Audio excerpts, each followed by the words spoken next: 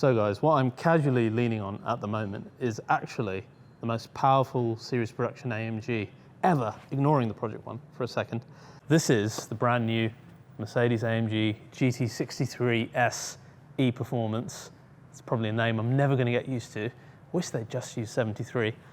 Anyway, this is, regardless of that, an extremely, extremely important car, because one thing that's at the heart of so many historic AMGs has been the V8. It's such a staple of AMG, it's such a need of us customers to have that powertrain.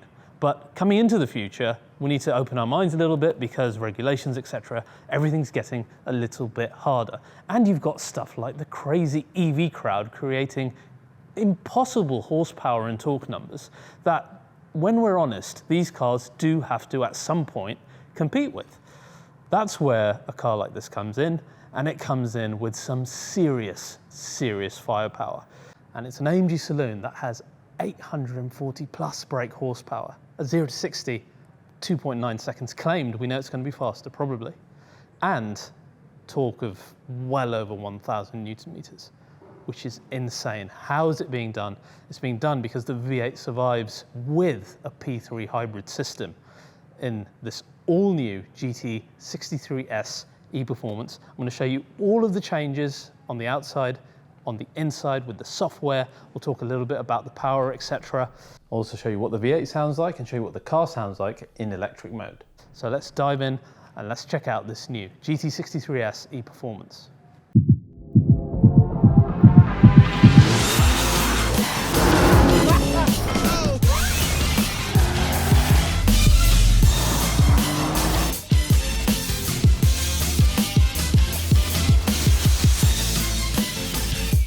So guys, the last 2 years have been tough on all of us, and all of us have struggled, I think, on some level with our mental health, and these things have stopped us from achieving our goals or just being happy. Luckily, today's sponsor, which is BetterHelp, are here to help us take charge of our mental health. Now, BetterHelp is not a crisis line, it's not self-help, it is actual therapy available to you through an online portal where you can access 20,000 plus therapists, all of different specializations that may not be available to you locally. BetterHelp is also committed to getting you the right person, so you can chop and change depending on how you get along with the person as well, which is fantastic. Every therapist there is 100% licensed, and you can start communicating within 48 hours. You can go into your account, you can send a message, you'll get a thoughtful reply, or you can schedule your weekly phone call or video call, and it stops you from having those awkward waiting times at a therapist's office or doing anything face-to-face if you don't want to.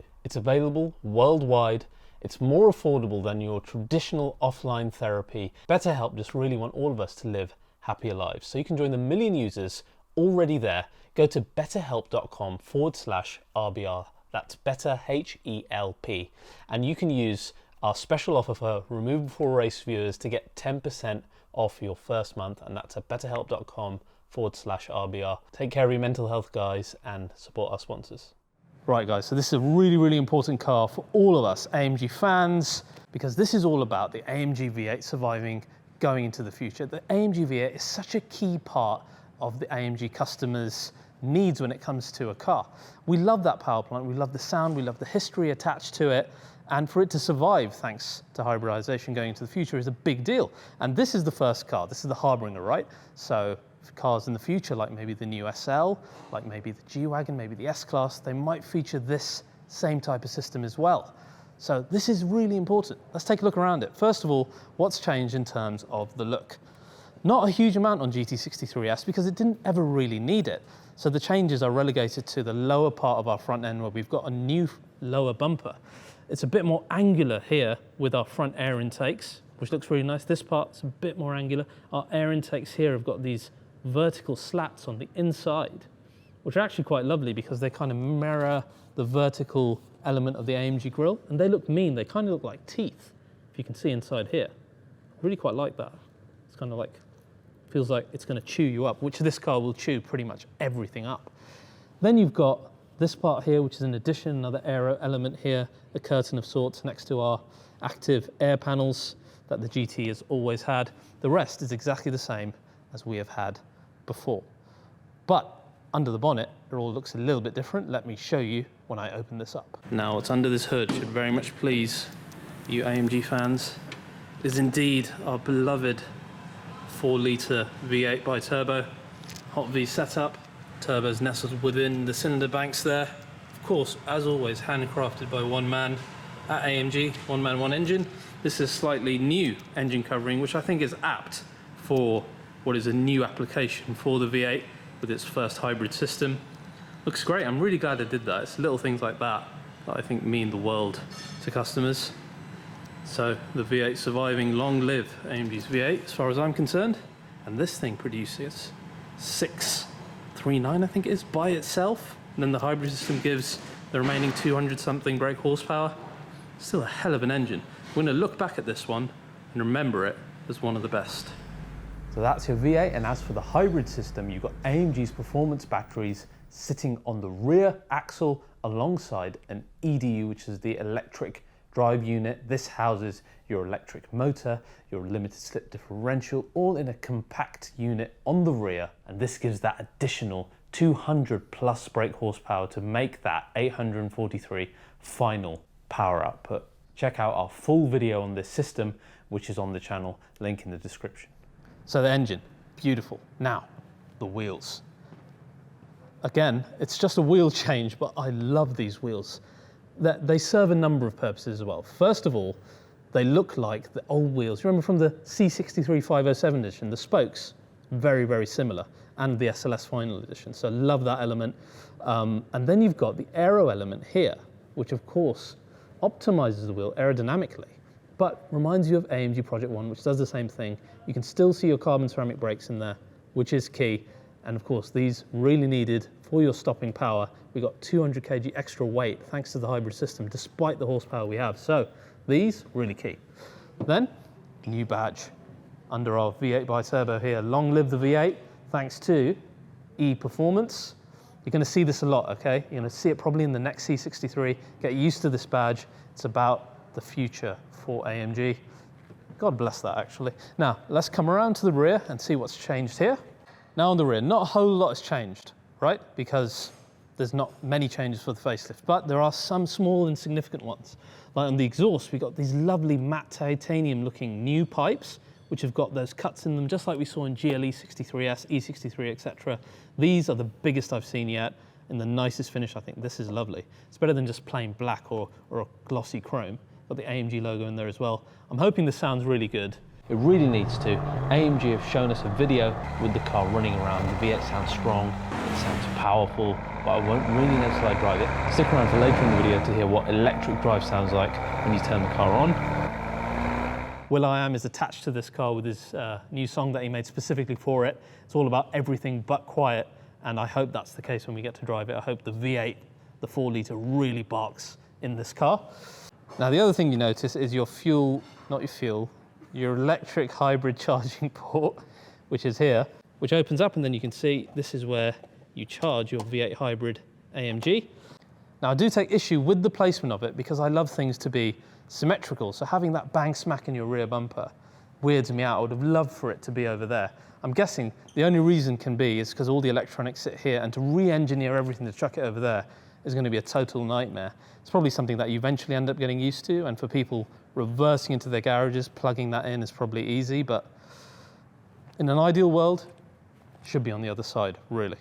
You'll notice it's less visible on this Jupiter Red car because it's red, but you've actually got red surround around the font. The last time we saw that was GT Black Series on those matte titanium badges. You also had the red surround. Can't remember over which, I think it was over the V8 badge. But that now makes its way here onto the E-Performance models as well, and your S is in fact a red as well. If this car was something like a Magno Sunlight Grey, you would have noticed that a lot more. Your carbon diffuser is all standard as well. Nothing has changed in terms of that. Like I said, GT63 didn't really need it, but one area that has changed is some stuff on the inside. Let's go and check those out right now. So, changes inside the GT. Well, first of all, there's an amazing welcome screen here. Mercedes and AMG just make such amazing software these days. And stuff like having a really cool welcome screen in what's going to be a very expensive car goes a long way for value added. So let's turn the ignition onto our first stage, log in with our user. Okay, this is quite interesting. I've never seen this before. This is a seat positioning screen here where you can put in your height, and then I'm guessing by the end of it, it'll give you your perfect seating position. Oh, that's pretty cool. Now the seat and the steering wheel are repositioning themselves based on whatever measurement I put in there as my height, which was probably wrong, to be honest. Anyway, here we are, facelift GT 4-door. It all looks rather quite good, doesn't it? Very familiar, but there are some telltale signs of different elements here, all to do with our hybrid system. First of all, on the Supersport display, you can see a new display on the right-hand side, a new option, which shows your electric charge and battery levels alongside your power and torque. So that's a whole new screen there. We also have a power percentage thing here that we didn't have before. So a few things catered toward the specifics of e-performance just on here on the driver zone.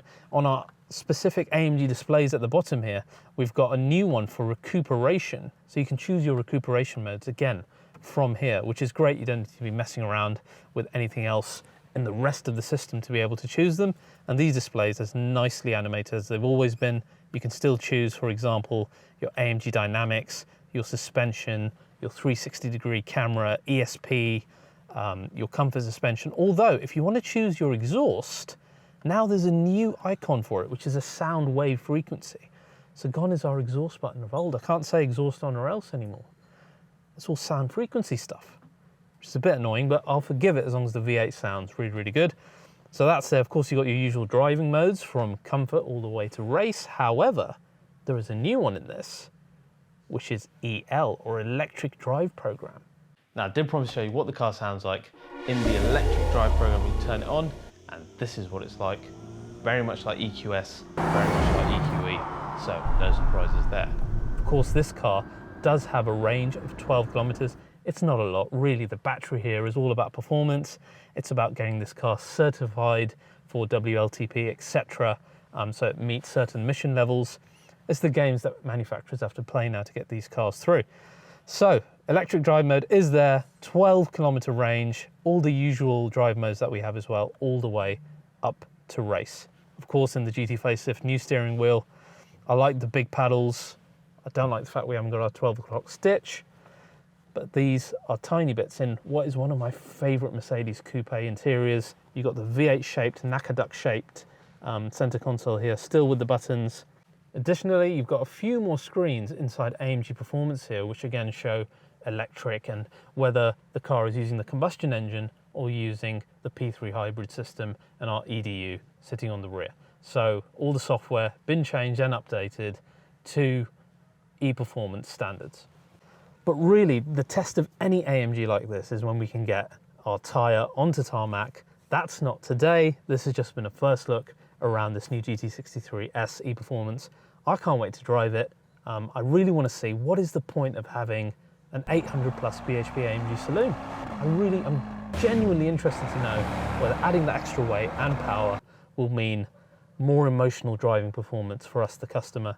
That's not a question I can answer today, but one we hope to do soon. Guys, I hope you've enjoyed this first look at the GT63 S E Performance. If you have, please do like, subscribe and share.